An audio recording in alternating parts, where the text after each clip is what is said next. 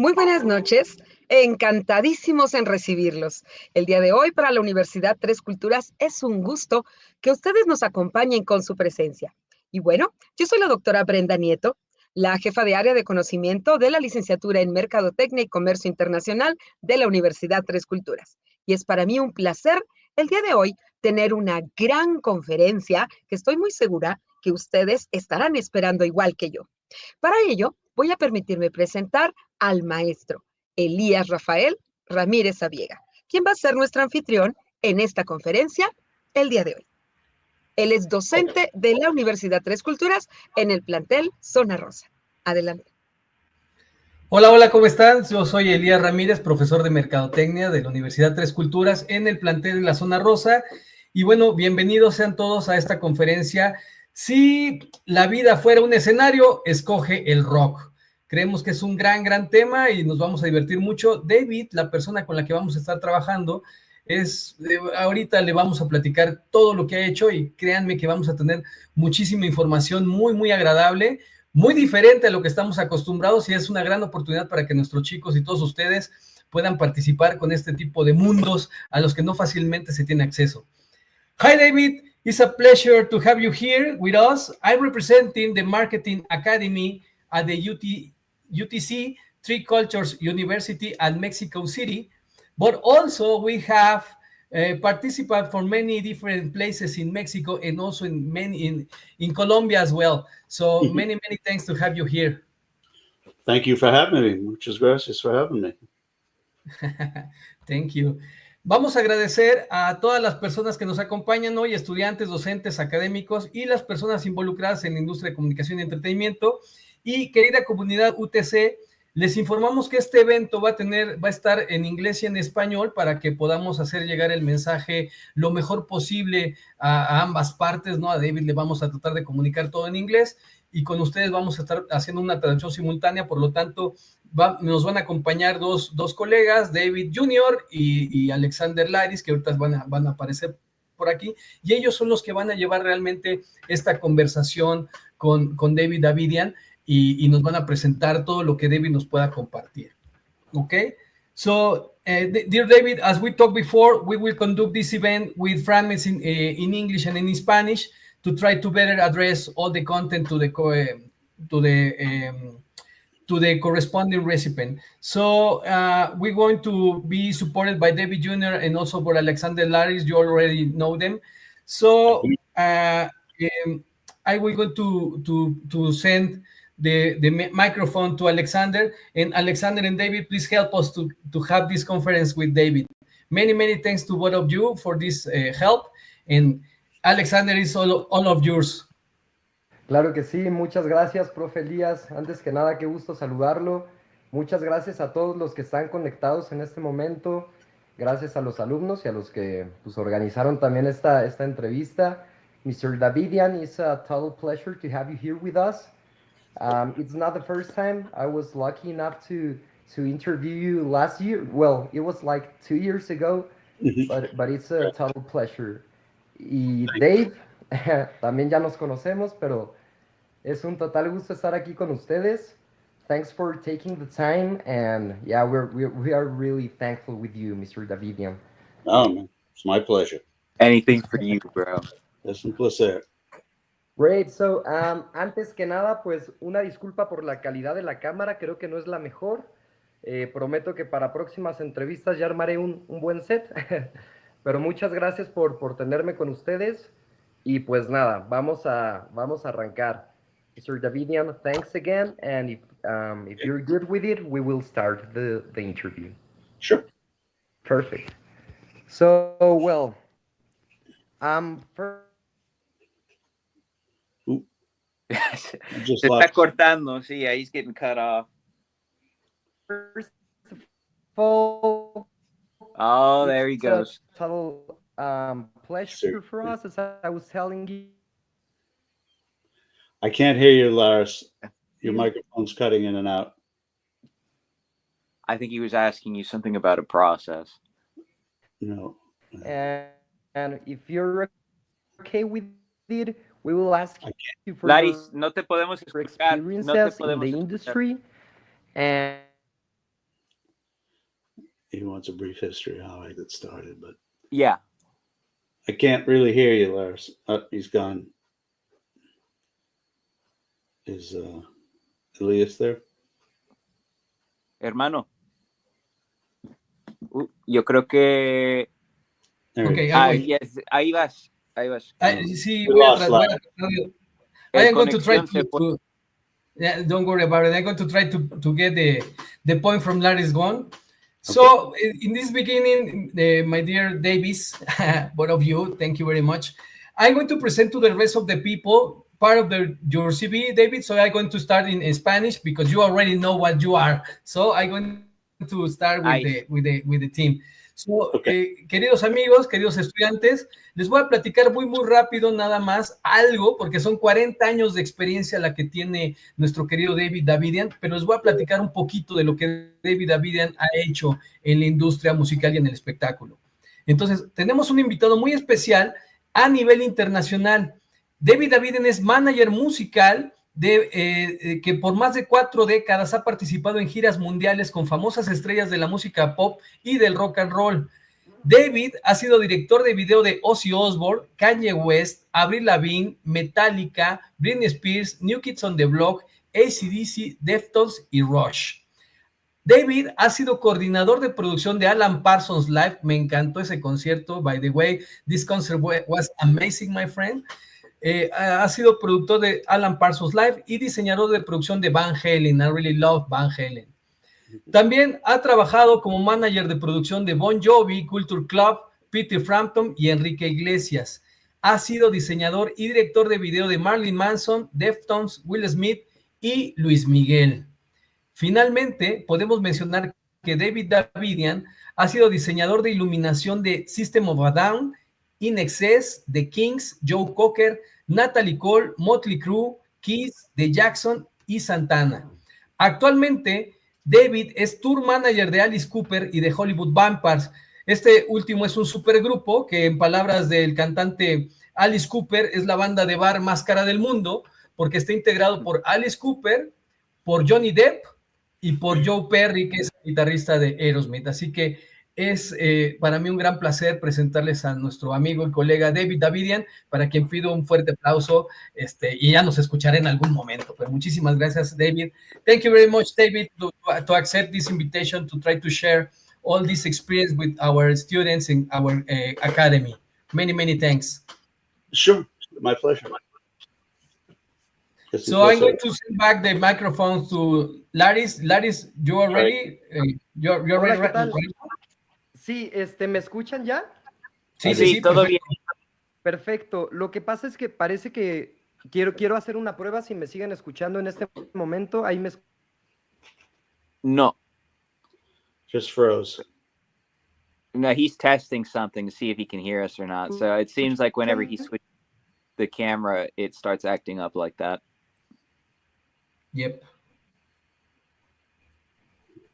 Pues entonces la próxima vez que no la haga ya. Hola. No, te perdimos, mi querido Laris. Ahí estás, perfecto. Back, yeah. Es que el problema es cuando abro la presentación. No te preocupes. Vamos a hacer esto. Abiertas. Vamos a hacer esto. Yo voy a ir con la presentación, Laris, y David Jr. me van a ayudar en la traducción de la respuesta de David, ¿ok? Pero yo voy a ir llevando la presentación con la presentación de PowerPoint, ¿va? Claro, igual ya la estoy abriendo aquí para tenerla a la mano también. No te preocupes, venga. So, David, we're going to start, as we talked before, with this small agenda. We're going to try to touch these particular 5 points. In the beginning, we're going to talk about your history as a professional in the communication and in the spectacles and concerts and everything. Then we're going to talk about how you handle these marketing activities and communication and advertising, how you work with these teams. And the third point is we're going to talk about the COVID, how COVID impact your career and impact your work. And then something to remember, we prepare some photographs that you sent to us just to try to talk about these experiences that you have with these big bands, okay? So we want to go with the first the first point in the agenda. So, también para esto, chicos, y querida comunidad UTC, hicimos esta presentación para tratar de que sea más fácil para cada uno de nosotros llevar, ir viendo de dónde estamos hablando. Si tienen cualquier duda, cualquier comentario, váyanlo poniendo en el chat y vamos a tratar de irlo direccionando de la manera correcta para que ustedes se sientan cómodos, tanto con la exposición de David como con lo que vayamos platicando, ¿ok? So, entonces, mis queridos Laris y David Jr., por favor, atentos con la traducción para que vayamos platicándole a la gente qué es lo que David nos está contando. So, David, please, in the beginning, how you did get started in the entertainment industry? How I got started in the entertainment industry, it was, I would tell you that it happened, I guess, somewhat organically, right? Que empezó muy orgánico. When I was young, when I was all your age, like you guys, I was very fascinated by music. I loved the burgeoning rock and roll music scene, and I would go with all my friends and buy records and 8-track tapes and listen in our houses for hours and hours, and I got very attracted to the industry. Que cuando fue como de nuestra edad, como de yo y Laris, que fue con sus amigos y que la música lo atractó mucho, que fue a diferentes lugares a comprar diferentes maneras de escuchar a la música, como cassettes y todo eso, o, los, ¿cómo se dice? Los records, pero y así, Discos.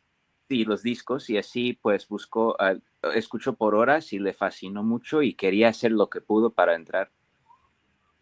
And then I suppose, like you guys, I wanted to trying to figure out how I could get more involved in this industry. And I had friends. I couldn't play music myself. I wasn't a singer. I had no real talent as a musician, nor the discipline to do it. And although I did try a little bit when I was younger. Si tú quieres, vete. Claro. Bueno. Aquí nos está contando Dave, el señor Davidian, que desde pequeño quería, ya que él no tocaba algún instrumento o no cantaba, quería estar pues lo más cercano a la música de alguna forma. Quería seguir empapado, se podría decir, de la industria musical, quizá no tocando algún instrumento, pero de alguna forma cerca a la música. So, but my father happened to own a nightclub or a bar at the time, and I had the idea of maybe I could put on or have a rock concert with a local band, friends of mine at his nightclub, and he allowed me to do so. I did it. I made money. I then proceeded to like it and enjoy the time, and I proceeded to promote more concerts in my local city with local bands. Shit. ¿De quién fue? With local bands, and started to have some success doing that. Okay. Yeah, I put on. My father owned a bar. I put on a show there. He let me do it. I made money, and then I proceeded to do more shows around the little city that I lived in, and started to become successful at it, and enjoyed it. That is amazing. That is so cool. Lo que nos estaba platicando ahorita el señor Davidian es que su papá tenía un bar de noche, entonces ahí las pequeñas bandas que quizá todavía no eran tan famosas, todavía eran bandas que estaban emergiendo, se podría decir, pues con ellas empezó. Ahí pudo ver la oportunidad más bien, y empezó con bandas que tocaban en un pequeño bar nocturno. Y eso, I think that's what inspired us the most, like starting from scratch. But let's get there then. And so then what happened is I got the idea that I wanted to put on a national act, a professional act. And my friends and I, we actually scoured the city, found a theater, and that allowed us to take it over if we cleaned it up. I reached out. I just basically called as many people as I could, and I reached out to a lighting guy, somebody who owned a lighting company, because I knew that I need audio and lights and all that to do that. This person who owned the lighting company, he connected me up with a booking agent, with an agent at the time called Premier Talent, and I booked my first professional show. It was with a band called Canned Heat, and this was 1972, late 71, early 72. Wow. So, I'm trying to want to make this too long. So what happened was we ended up putting the show on, and I lost everything. I lost all the money. I had borrowed money from my best friend's father, who happened to he was what you call a bookmaker who took bets. He was like a off-market bookmaker, and he was the only one. He loaned me $10,000 at the time to try and it was my best friend, so he talked his father into giving me $10,000 to do this. And then we put on the show. We lost everything. I thought I was going to get my legs broken by this guy.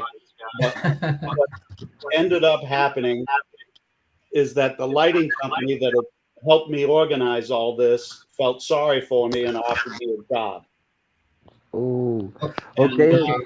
And I started working for them, and that was the beginning of my work, in the technical side of the music industry. Venga, Wow. Laris. Venga con la traducción, Laris.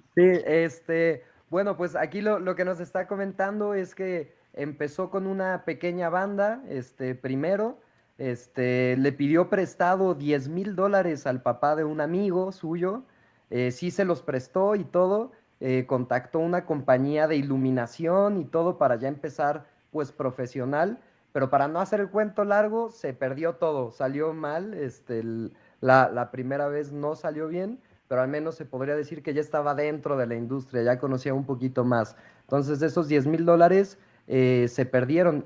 Did you lost the $10,000 at first? Yes, I lost it all. Right. I managed to pay all the bills for the show, so I didn't owe anything outstanding on the show, but I owed the money that my friend's father had lent me had given me for all the money. Right. Sí.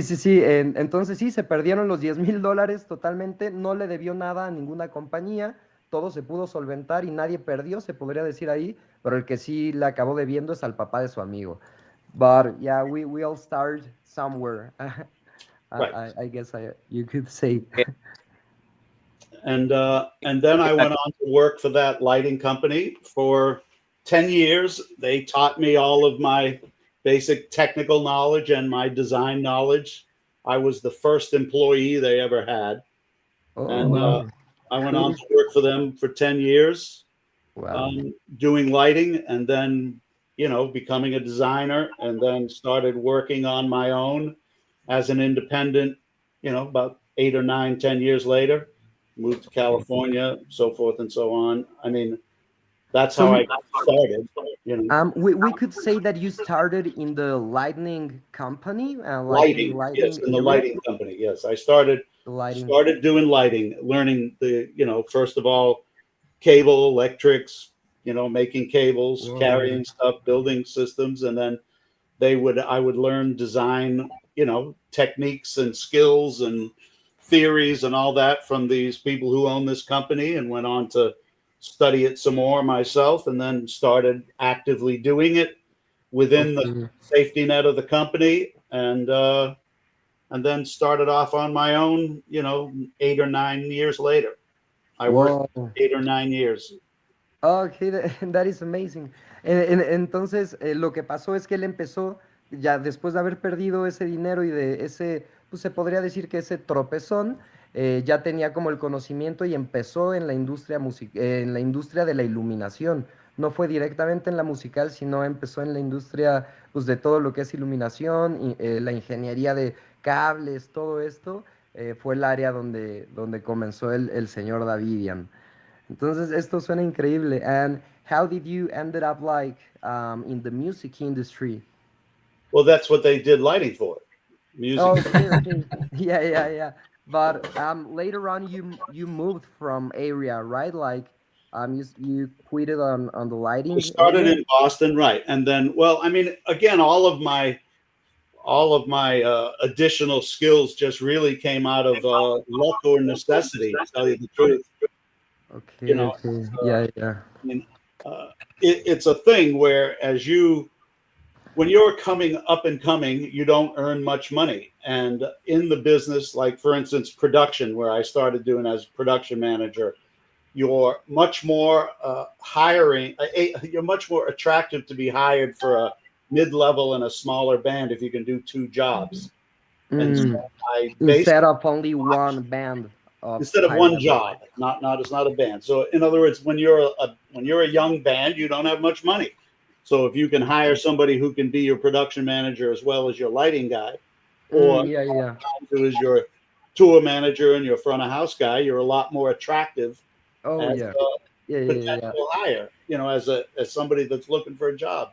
So Yeah. as I would go out and do these lighting jobs, I'd watch the production people, I'd learn what they did and then learned how to do it. And then, as I said, that's how I became a production manager. So it was just something that I offered myself up to try and get employment, to try and get a job. I said, look, I can do both of these things. Yeah, So, and also small bands can't afford like many things, like yeah. maybe lighting and stuff, not even a manager sometimes. So, yeah, aquí lo que nos están contando está bien interesante porque, pues sí, justo tenemos que ver a qué lado pegarle, se podría decir también. O sea, no podemos ir con una banda que quizá apenas está empezando porque no van a tener el dinero para pagarle a un manager o a alguien de iluminación, a más producción. Entonces hay que saber bien a qué lado pegarle. Y justo así fue como fue creciendo Mr. Davidian, y empezó exacto en iluminación, y él se ofreció como pues todos los servicios. Literalmente es como, pues yo hago esto, esto y esto y esto, sé de iluminación, sé de esto, y así fue como lo fueron jalando, contratando, hasta que subió hasta pues la escena ya directamente musical. That is so interesting. Well, Y yeah, está I mean, it's muy cool. basically an effort to become more attractive to an employer. That's really what it is. That's how all of the production management and the tour management and all that evolved, just because of the bands that I was doing in the in the earlier days, but all through my career. Really, I never really. It's not in the music business. It's not like you just it's not like an upward ladder with everything being an independent contractor. You're in a job and then you're out of a job. So when I'm out of a job, I'm looking for work. I don't care who it is, honestly. That's why I've worked for Ringling Brothers, Barnum and Bailey Circus. I've worked for Metallica.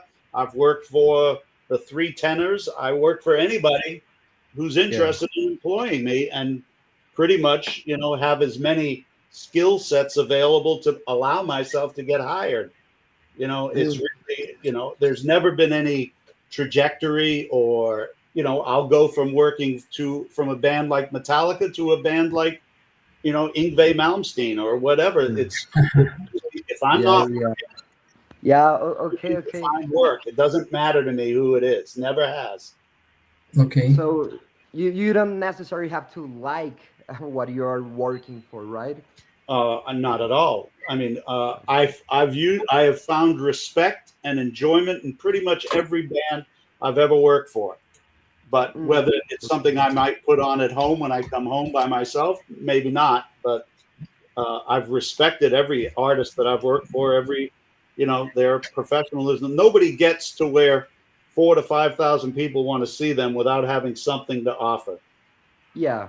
And don't you think it might be a bit more enjoyable to work with someone that you do like or you do enjoy, for example, his music, or I don't know? Sure. I mean, it can be. Of course, it's enjoyable to work with somebody who enjoy the music. Déjenme hacer una pausa aquí, amigos. Déjenme hacer una pausa aquí para traducir un poco, porque creo que fue un segmento bastante largo. Y aquí básicamente lo que nos está platicando David es que no necesariamente, bueno, parte de su oferta profesional es hacer muchas tareas. es de verdad dedicarse a mucho del mundo del espectáculo, porque como decía Laris y como dijo David, las bandas pequeñas no necesariamente tienen el presupuesto para poder contratar un especialista de luces, un especialista de audio, un especialista en producción. Entonces, una de las grandes ventajas que descubrió David fue que podía tener acceso a diferentes bandas sin importar el tamaño de la banda, entendiendo que las bandas pequeñas tienen poco presupuesto. Él tuvo que aprender de diferentes oficios, digámoslo así, dentro del mundo del espectáculo. Lo mismo arreglaba el video, que las luces, que el audio, que el backstage, coordinaba las bandas, coordinaba las agendas, para que entonces las bandas pudieran contratarlo a él. Y después en la segunda parte de esto que están platicando, tiene que ver, Larry le está preguntando si hubiera de alguna manera, si él se fija en la banda en la que va a trabajar, y dice David que es lo que tiene que hacer, y uno de los grandes secretos que él nos puede compartir es que constantemente se está moviendo, buscando trabajo, buscando con quién se va a contratar, independientemente si está hablando de Metálica o está hablando de Ingrid Malmsteen o alguna banda diferente. Él no necesariamente busca a la banda, sino busca el trabajo, busca a la gente que lo contrate y que esté necesitando sus servicios y que le pueda ofrecer. Entonces aquí parte de la clave tiene que ver con estarse moviendo constantemente y estar buscando este tipo de negocios, básicamente. Y además lo que dijo es que pues que lo más que puedes hacer, lo más chance que tienes para que te ofrecen el trabajo, ¿sabes? Porque si tú sabes cómo hacer luces y video y cómo hacer como contratos, todo eso, lo más que puedes hacer, lo más chance te dan. So, es correcto. I mean, David, we're going to move forward right. we're going to move forward in the half of the time.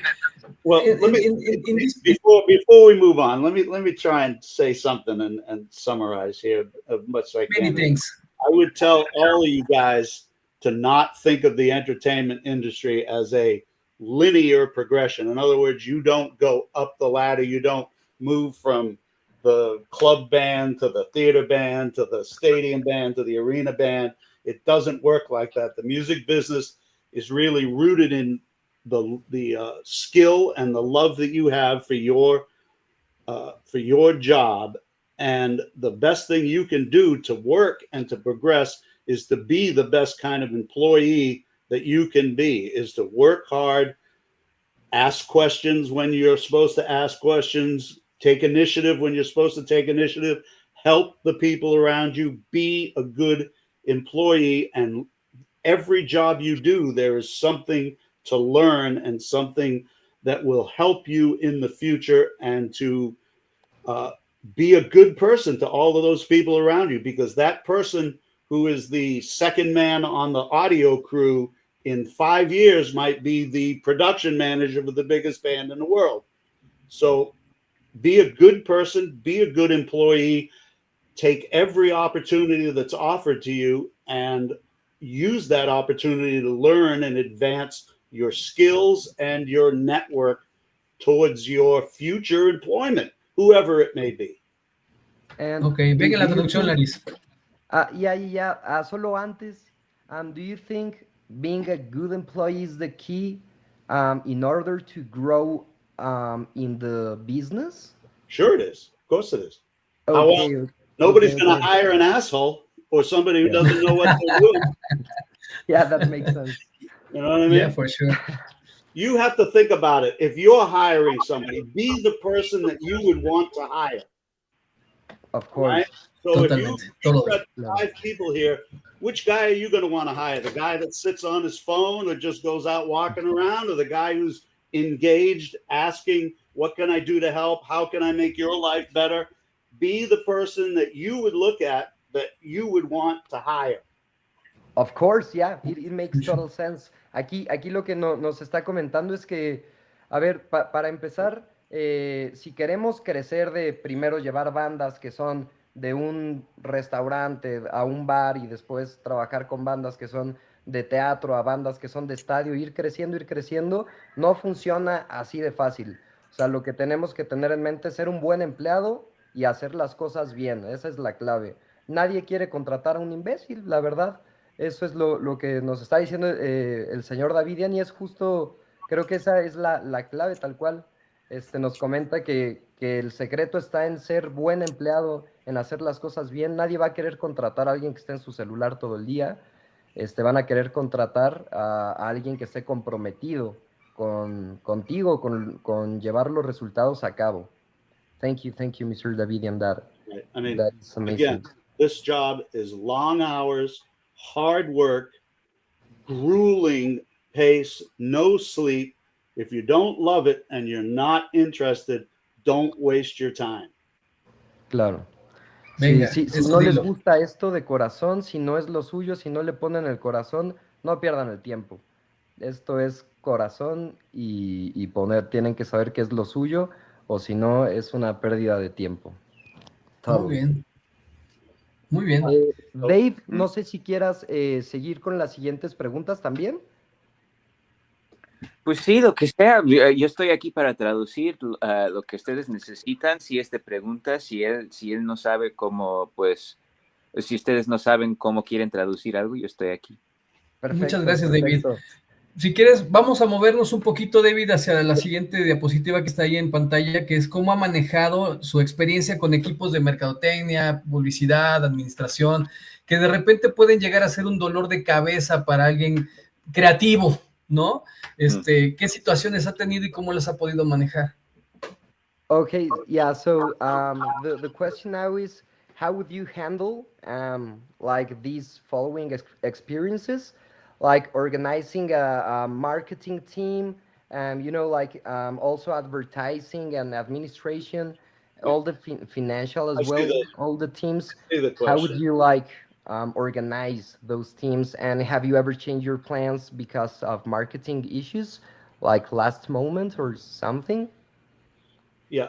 Well, the jobs that I serve mainly, especially these days, as tour manager for the most part, is a piece of the organization that includes the marketing administration and I do the financials and all that stuff. So, I mean, I have to work with the marketing people.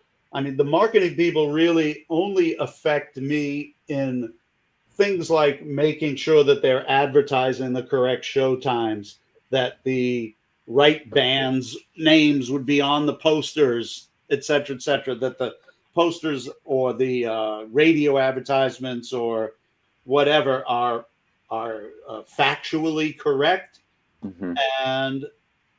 and that they are, I mean, I don't. If I notice that they're being played, when I go into a city, I look around and see if there's posters on the wall or see if there's any billboards or advertising, but I don't do, direct advertising. I see the marketing when I settle the show. When I do the financials on the show, I get a package that includes all of the marketing so I can check it then, radio, television, et cetera. But my direct impact with the marketing really has to do with making sure the show times are right. And as far as have I ever changed the plan, sometimes advertise show times and the times we get from the office clash, and we either make them change the show times on the ticket, or we'll change the start time of a show because it's whatever, 20 minutes or a half an hour off. Okay. Things like that. I mean, administration and financial, I do that all myself. So as far as the on the road, I settle all the financials for the shows and everything like that. I mean, as far as working with the organization, of course, I have to try and stay within budget. There's a budget set forward that's worked on by myself and the management team, and we try and adhere to that budget as best as possible when you're out on the road doing the shows. That's pretty much the only interaction. Okay. Perfect.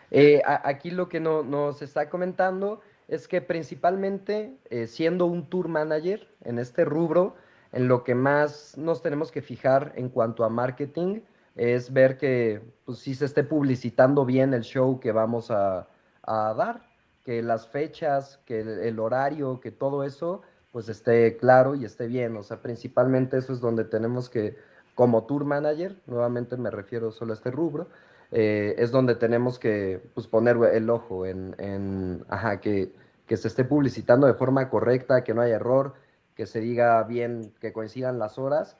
Y aquí respondiendo a la pregunta que le hicimos anteriormente, de que si alguna vez ha pasado algo de último momento que se deba de mover algo gracias al marketing, lo que ha pasado es que sí, luego se pueden empalmar los horarios por media hora, una hora con el horario que decía el boleto y así. Eso sí puede ser un rollo, pero en general lo que más nos tenemos que fijar del marketing es que se esté publicitando correctamente el evento que estamos organizando.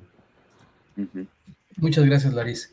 Vamos a seguir con la siguiente diapositiva, que es básicamente si tiene la experiencia que haya tenido con el tema de COVID. ¿Qué de las cosas, sabemos que se afectó todo muchísimo, y qué de las cosas que tuvo que rehacerse, qué cosas se mantienen el día de hoy y que han cambiado, qué tanto ha cambiado el negocio del espectáculo después del COVID, por ejemplo? Okay, yeah, so I can read it. I can read yeah, it. the question here is like, Yeah. how did COVID-19 impact the industry? Like, we all know it changes, and like concerts started to be like in now in streams through streaming platforms and other like web sources. Do you think it was a positive change or a negative change? How was the impact, Mr. Davidian? Well, I mean, the COVID-19, the big impact was it shut everything down at first. There was absolutely nothing. So we were all robbed of our work, of our creative outlets, and of our financial income. So it was devastating at first. And as you say, as time wore on, things like streaming concerts and all that popped up. I think all that's a positive change. Although in this day and age, since the advent of COVID, since the thing has ended, a few things have come to light. I don't think so much the streaming concerts like they used to do before have really kind of, to me, died off. Although, of course, they still do filmed shows and live concert events, but it's more in the same manner that they did them pre-COVID. It's more the younger bands that have kept that streaming platform and reaching out through like this YouTube or whatever to try and reach artists through concerts that they film on smaller budgets so there's that. And then after COVID, two things happened. There's been a rush to go back to work.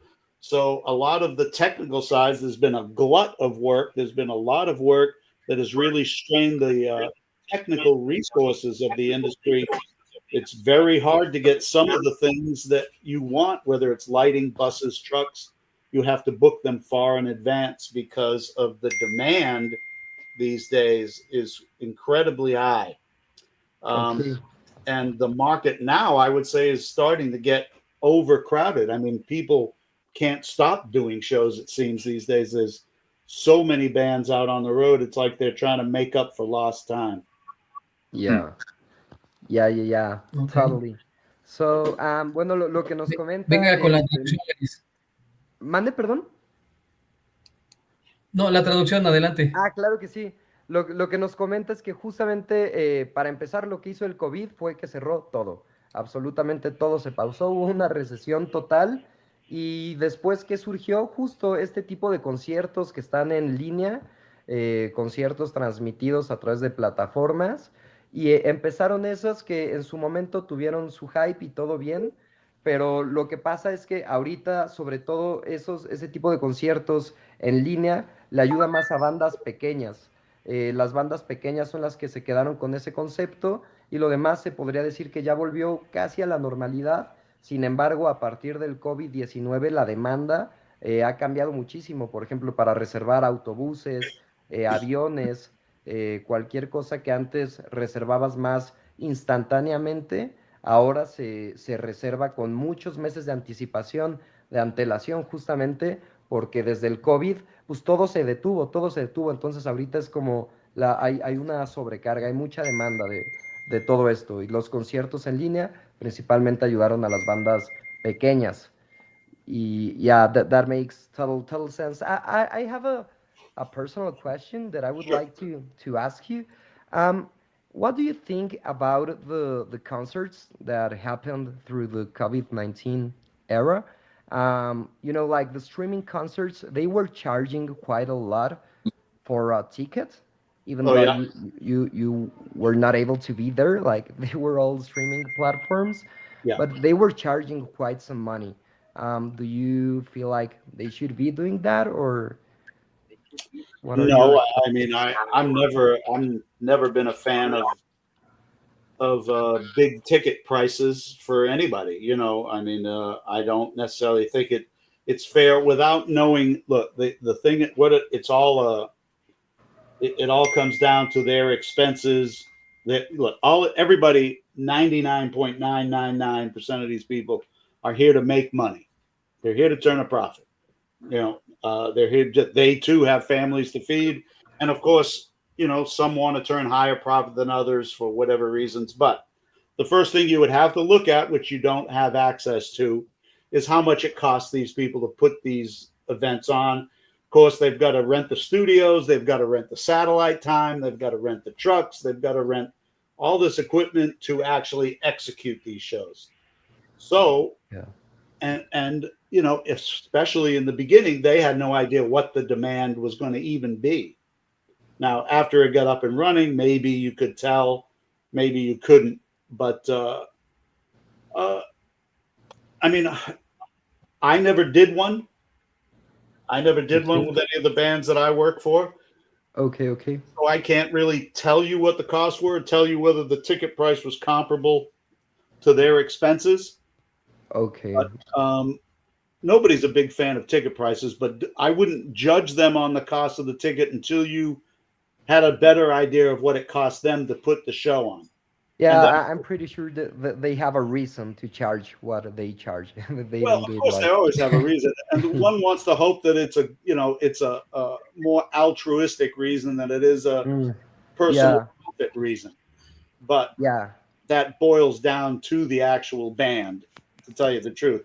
And but all I'm saying is that everybody has to realize that it does, first of all, cost a lot. That's why ticket prices for concerts have gone up so much. You know, you want the big video screen, you want all the lights, you want all this, all that Mhm. stuff costs money. All the people, all the hotels, all the travel costs a lot of money. Yeah. So, Yeah. and these guys, bands are in it to their business. They want to turn a profit. Of course, some Mm, of them want to turn an exaggerated profit, or some of them are able to turn an exaggerated profit. And one would wonder whether they should lower ticket prices if they're really raking in money. That's more of an ethical question or moral question than it is a yeah. business question. But being in business, and once again, it's a business. Everybody's looking at the market share. What does this band charge for tickets? Yeah. What does that band get for a fee? And it's all related. So all So of these things play into that. And I guess, you know, nobody. I hate ticket gouging. I hate the price of tickets these days.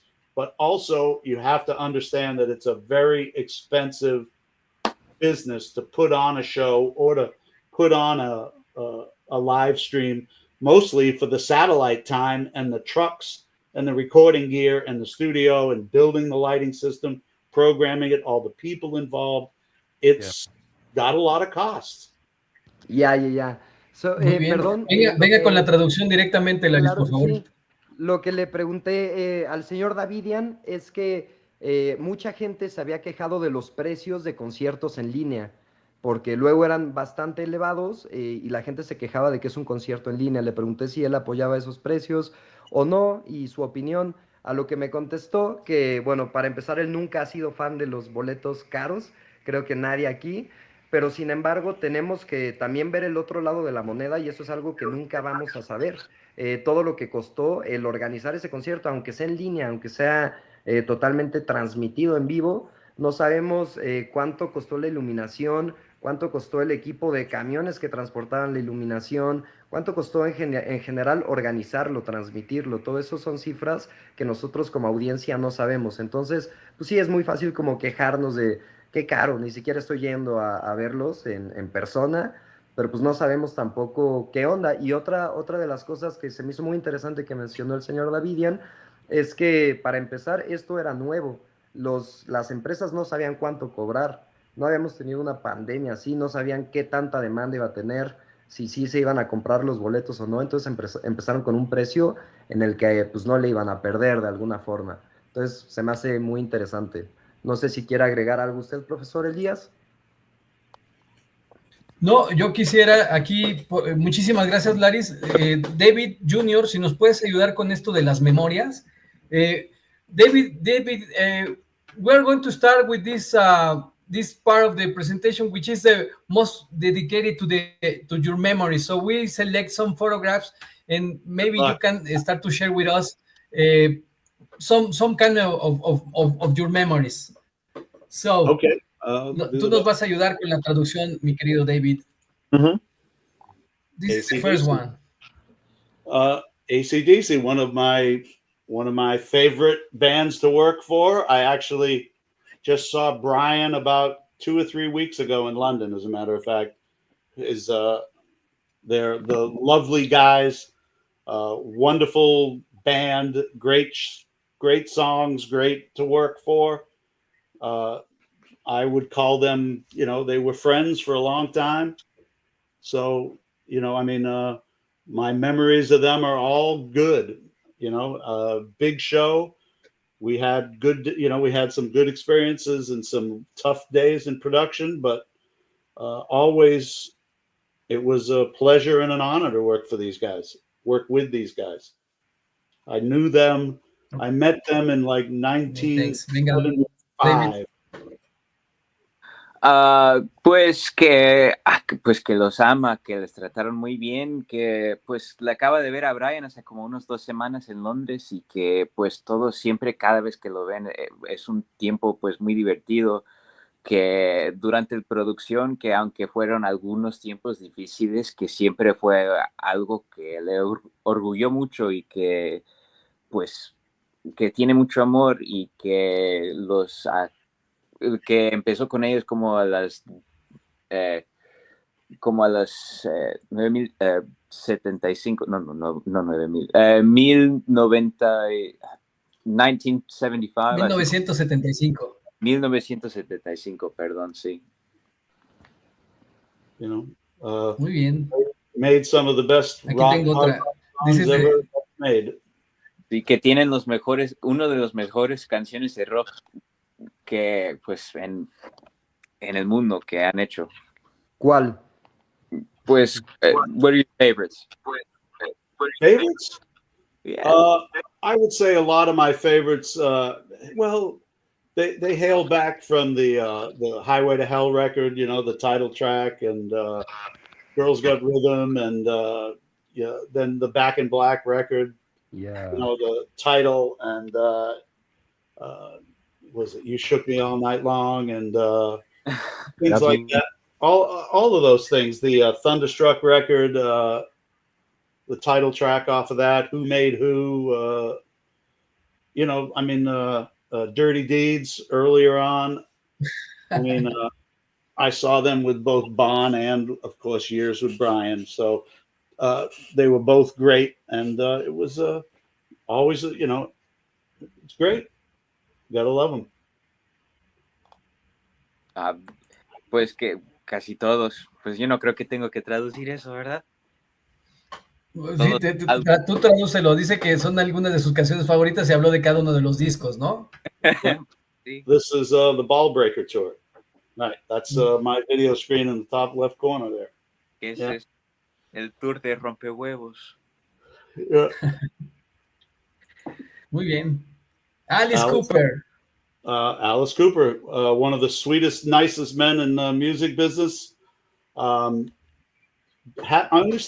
worked with him the first time in 1981, just for a couple of weeks. I didn't start working with him until 2015, but he's one of the few bands that I saw as an audience member in 1972. I became aware of him like in the late 60s, 68, 69, with that Love It to Death record. Classic rock. So there's some, iconic songs that everybody remembers. He's a joy to work for.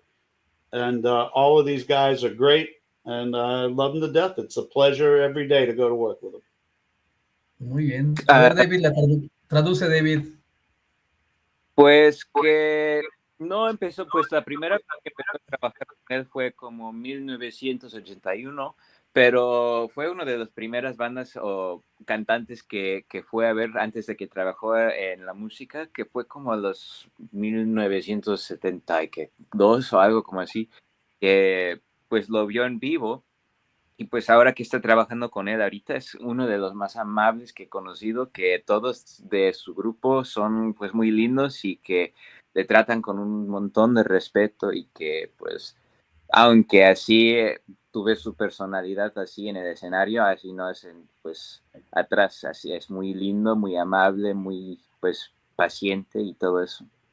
Algo que yo le quiero preguntar justamente con respecto a eso, David, es que Alice Cooper maneja muy bien este tema del personaje, ¿no? Es como Marilyn Manson. ¿Qué tan diferente es tratar con el personaje y tratar con la persona? Pregúntale, por favor. How different is Alan Uh, from it's a big difference, much more in the case of Marilyn Manson, as far as uh, uh, Brian, who is Marilyn Manson's name. Brian is a great guy. Manson, once he goes into Manson, and it's a whole different animal. I never really talked. I never really engaged Manson very much. I really, I stuck with Brian myself, but. Alice, it's not nearly. I mean, it's a change. Like Alice, like all these guys that really kind of are somewhat transformative in their characters from stage to off stage. They both actually need about. They both took an hour and a half every day. They take an hour and a half every day before showtime, alone in their dressing room and they have a procedure that they use to transform into the character previous the exit to the dressing room. Ok. Venga, David, traducción.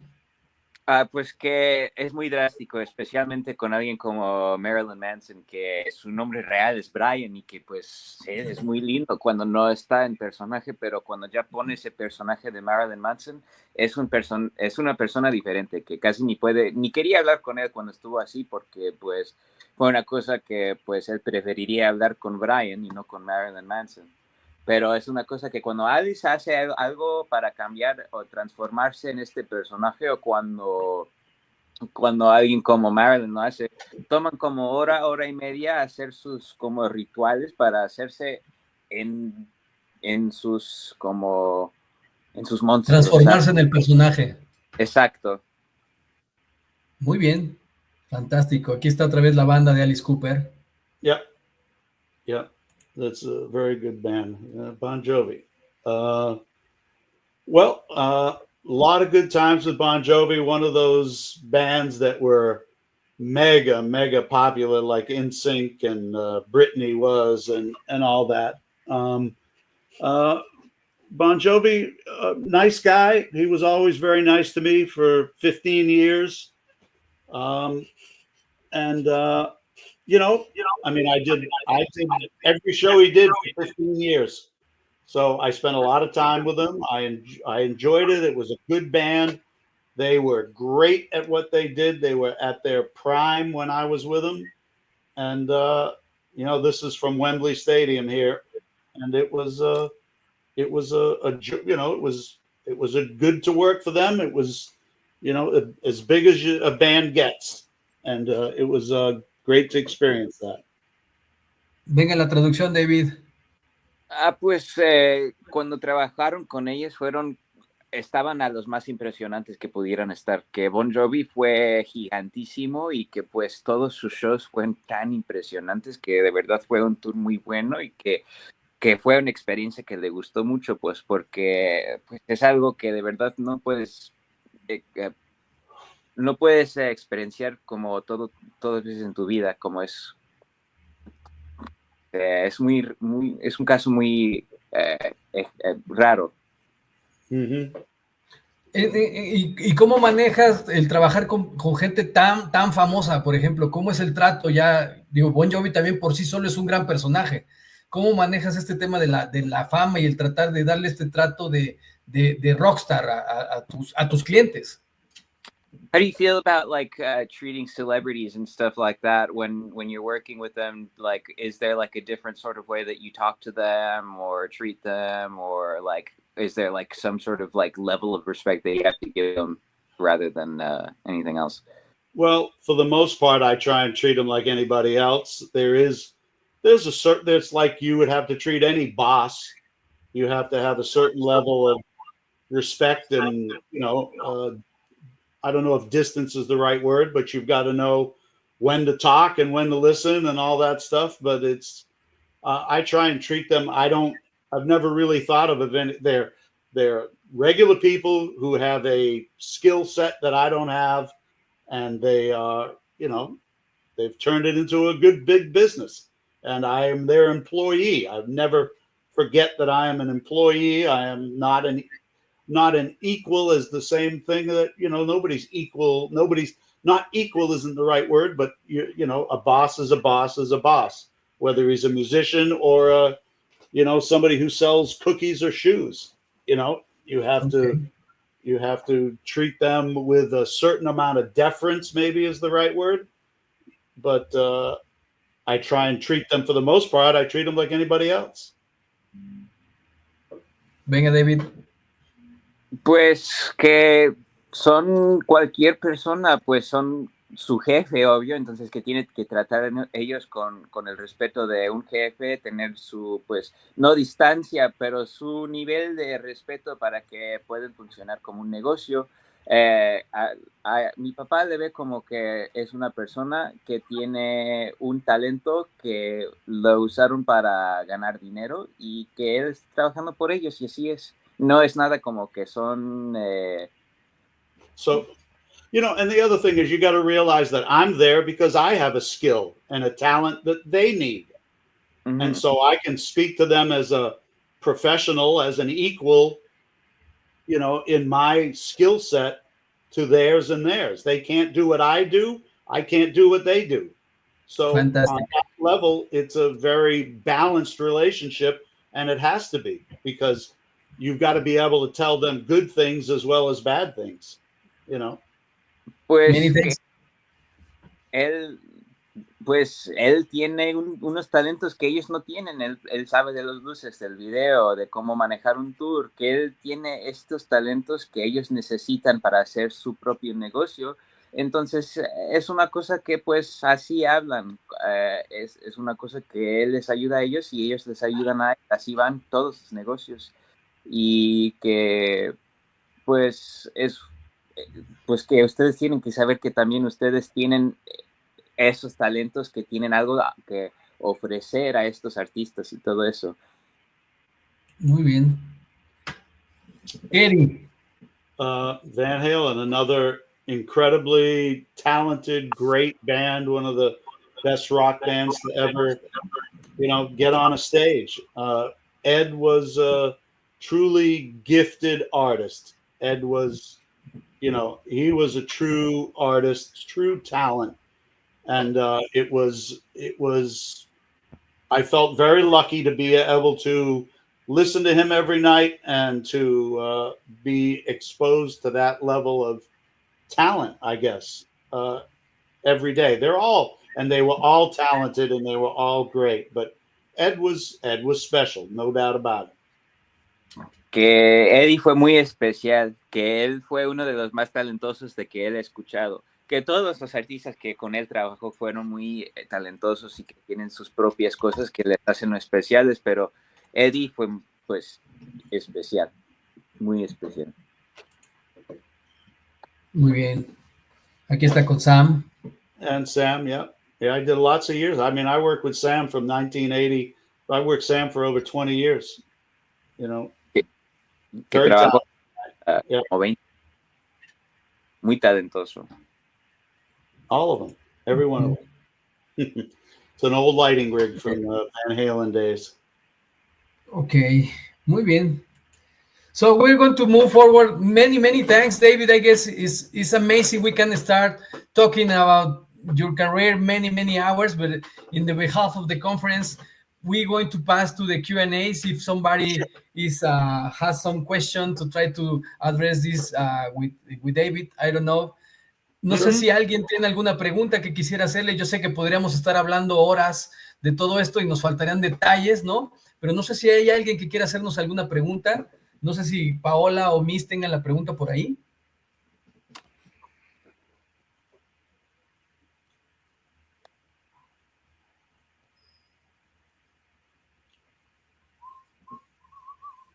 Déjame ver dónde I guess not.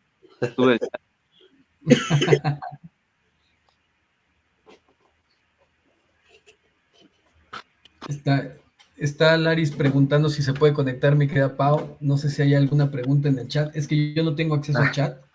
Hola, ¿qué tal? ¿Qué tal? Perdón, estaba aquí, nada más que no estaba en la audiencia. I'm back here. So yeah, here we have some questions. Okay. So the questions will be typed. Perfect. Yeah. So maybe Right. I will only select some of them because there are so many. That's all right. Much time. That's all right. But okay. Yeah, not doing anything. So the first question is, what is difficult about working with artists internationally, like worldwide artists? There's a few things that are very different internationally. One, of course, is customs, visas, work permits, things like that. That's all a whole different situation when you are going international. Do I got to stop at each point so you can say that? So work permits, customs, immigration, plane flights are usually more expensive. Travel costs go up. So we'll say that one. Ok, bueno, aquí lo más difícil son los costos. En general, pues entre más lejos esté el artista es más caro, la aduana, migración, los costos de transporte, eso es lo más difícil en cuanto a artistas. Maybe more than difficult. It's more complicated than it is difficult. Es complicado, no es que sea difícil, pero lo hace un poco más tedioso. La Más siguiente laborioso. pregunta es de Antonio Jiménez y es, what's the most difficult thing to do with all those rock stars? I think it means like, just to continue to answer her question about international, the other thing about international is currencies. There's multiple currencies. So when you're settling shows, there's all kinds of different currencies. Everything has to be exchanged. There's fees for that. There's a lot of taxes, a lot more taxes internationally than there are locally. And we actually have to hire a set of tax lawyers to handle all the tax complications there are in Europe or Australia and things like that to do the financials on a tour. So that would be the other thing that's quite, again, much more complicated. It's difficult in the fact that it takes more time and it's more annoying, but I don't know if difficult is the right word. It's just extremely complicated. Ok, volviendo a la pregunta de Scarlett, de los artistas, que es lo más difícil de trabajar con ellos internacionalmente, también son muchos más impuestos. Es el hacer el cambio de moneda, cobran impuestos por muchas cosas, no solo migración, también dentro de los contratos y demás, y volvemos a que no es que sea complicado, no es que sea difícil, más bien es que es más complicado, es tedioso el proceso de hacer eso. Okay, so difficult thing to do with rock stars. I mean, a general term would be to control them sometimes. You know, like in the movies. Well, not so much like in the movies, not that kind of control, really. It's, well, getting them up on time, getting them to understand, especially when there's problems that things don't go, they're used to a very, let's say, patterned sequential life, and they're not used to hiccups, if you will. And when there's problems, it's sometimes difficult to make them understand what the problem is or what the complications might be, or something that they have to change their behavior or act differently or not say something on stage or go through security in an airport when they're used to private planes and they don't have to take off any jewelry or take their knives or guns out of their bags. Any of those things. So, those are the kind of things that are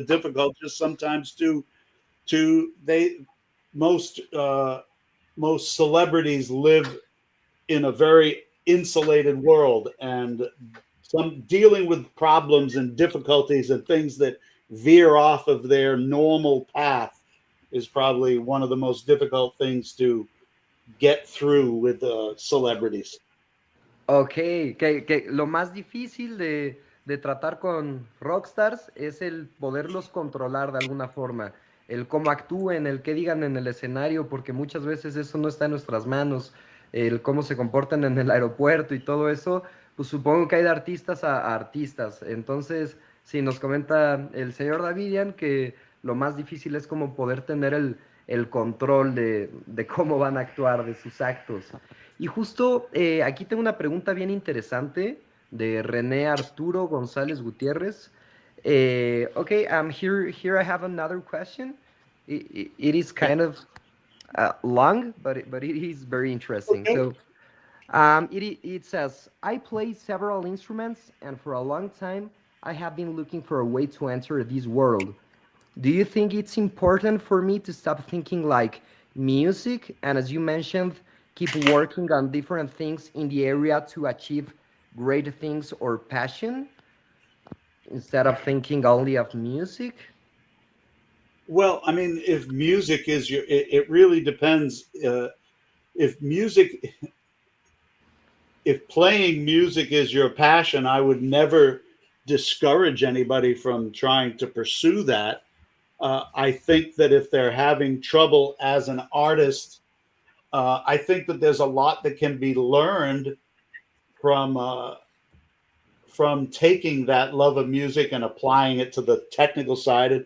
In other words, most of the really uh, uh, what's the word? High level audio front of house engineers are also musicians, so that they can speak very one on one with the artist when there's problems with audio, whether it's the way even right down to things like arrangements and stuff. So you can apply your love of music to the technical side if you choose to do so, but you're not going to get there without lifting cables and spending years loading trucks. And it's something everybody's got to understand, is that you start at the bottom. Nobody jumps in being Bon Jovi's front of house audio guy. All right. Yeah. You got to start at the bottom. You got to shovel the shit before you get where you want to go. And but that the application of having music skills and music knowledge can be very helpful. So, I mean, I wouldn't tell the person, I mean, first of all, you can be an audio technician and still play guitar. I mean, there's, whatever, Christopher Cross, look at the guy that replaced poor Dusty Hill when he died with ZZ Top, was his bass tech. Yeah. You know what I mean? Also, with Keys, right? Tommy Thayer. What about the guitar tech of the band Keys ended up being the guitar player, Tommy Thayer. Tommy Thayer, yeah. Tommy might have been a guitar tech. I don't know if he was. Yeah, very likely. Tommy's a great guy. Tommy Thayer, the Kiss guitar player. It's very likely Tommy could have been a tech. Perdón, chicos, querido David, chicos, tenemos que avanzar. Discúlpenme. David, many thanks for everything. I guess we can start talking. We can continue talking many times. I guess most of the people want to keep going with the conversation, but in behalf of the time, we need to conclude the conference. Many thanks. Thank you. Well, I mean, I'm welcome to come back if you want to narrow the focus for something and do it that way. Maybe you can get more in on a specific area, But yeah, for sure. I'm happy to answer questions as best I can. Thank you. Y perdón, no leí la última pregunta en español, solo para los que tenían duda, rapidísimo. Nos había preguntado René que cómo, que si le recomienda seguir sus sueños de música o mejor irse por otra área de la industria, a lo que nos comentaba el señor Davidian, que no tiene por qué dejar el sueño de la música, puede ir de la mano. Puede inclusive ser un técnico de guitarra, técnico de audio, todo eso puede también ser. Yo en mi caso personal también soy guitarrista y me gusta mucho el área también de esto. Entonces, justo lo que decía el señor Davidian es eso, que puedes también abarcarlo desde otra área. El conocimiento que tienes no está de más y muchos de los que son técnicos en audio también tocan instrumentos. Perdón, me quedé con ese pendiente de que no lo había traducido. Querida Miss, estamos en sus manos, Miss. Thanks a lot, Mr. Davidian. Thanks a lot. Thank you. David Davidian Jr. Okay. Thanks for having me. Muchas gracias, como decimos en México. Muchas gracias. Yeah. Alexander Laris, un placer tenerte por aquí. Profesor Elías Ramírez, siempre es un gusto verlo. Y pues bueno, vamos a agradecer a todas las personas que hicieron parte de este gran esfuerzo para poder llevar a cabo este webinar, a nuestra docente líder, la maestra Melissa Galicia, por supuesto a Paula Bonce, a partir de internacionalización de Universidad Tres Culturas. Y pues bueno, le haremos llegar un extensivo reconocimiento a nuestro ponente a partir de la Academia de Mercadotecnia y la Universidad Tres Culturas. Para nosotros ha sido un gusto que ustedes nos hayan acompañado. Esperamos que les haya gustado y, por supuesto, nos vemos muy pronto.